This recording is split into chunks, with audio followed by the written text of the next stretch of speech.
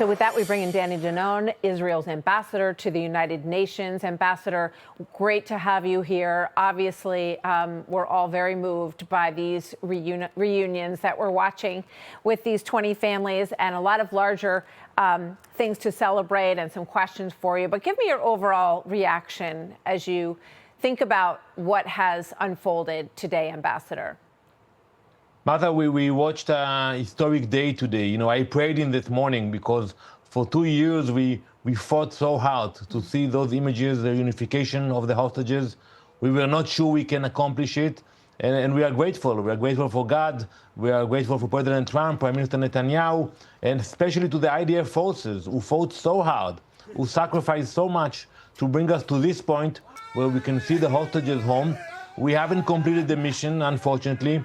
We still have the remaining of hostages who are deceased in Gaza.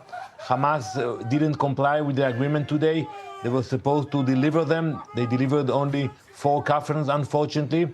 And we will continue to pressure them until we will bring all of them for a proper burial in Israel. Yeah, it's that is the next stage of this question. We're showing now these 4 bodies coming home, and there are many more who need to be returned. I want to just get your take on some of the reaction to this. This has gotten some negative reaction. This is from Christiane Amanpour talking about the situation, and I want to hear your reaction to it, Ambassador. It will take a long, long time for them to recover physically, but also mentally. It's been a terrible, terrible 2 years for them, because not only are they there, you know, they're probably being treated better than the average Gazan because they are the pawns and the chips that Hamas had. Now Hamas has given up all its leverage, by the way. Your thoughts on that, Ambassador? That's shameful. You know, she should have waited a few hours to hear the testimonies from the hostages who came back. You know, I heard the stories from the family members about people who were chained for 2 years, who were starved, tortured. So, you know, I don't know from where she got this information. We know it's not true. And, you know, those people who came today, maybe they look okay, but it will take them years to recover, to heal from the torture they had to endure during those 2 years. I mean, it's hard to imagine how you recover from 2 years, and we are so elated to see these family members hugging them and to see some smiles today. But one of the individuals that we've been watching today is the person who was depicted digging his own grave. He was emaciated in a tunnel in Hamas. So I would not say that he was treated better than the average Gazan.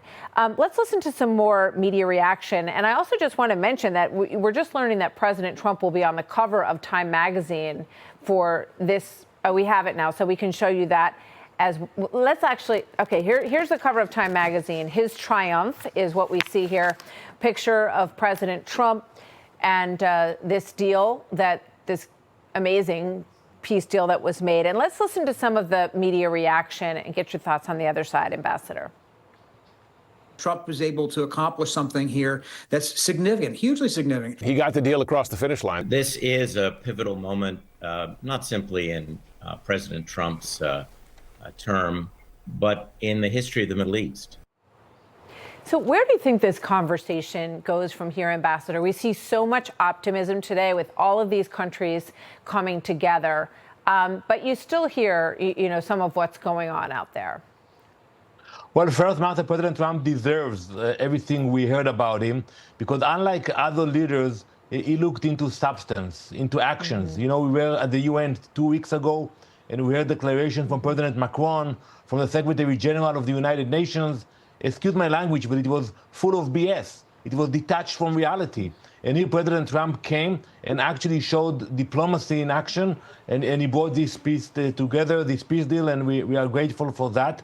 And I think now we can think about the next phase, maybe expanding the Abraham Accords to other countries, other Muslim moderate countries that can join the accords. I think that will happen sooner than we expect. But we have to pay attention also to what's happening in Gaza, because the one thing we cannot allow is for Hamas to regain power. We have to watch very carefully that the agreement is fulfilled. Understood. Also with the idea of demilitarization and disarmament of Hamas. Understood. I just want to ask quickly, if you can, Trey's question to President Trump about what happens to Gazans. Will they be able to return home? And there's also an issue of potentially establishing a Palestinian state after all of this. Will that happen? Is that what you would like to see happen? What's your reaction to that? It's not on the table. You know, after October 7th, we saw what happened when you actually gave control to Hamas. So I think the Palestinians, they have to prove that they are changing their course of incitement, glorification of terror, payments to terrorists, and believe in coexistence. You know, we tried 20 years ago when we pulled out of Gaza.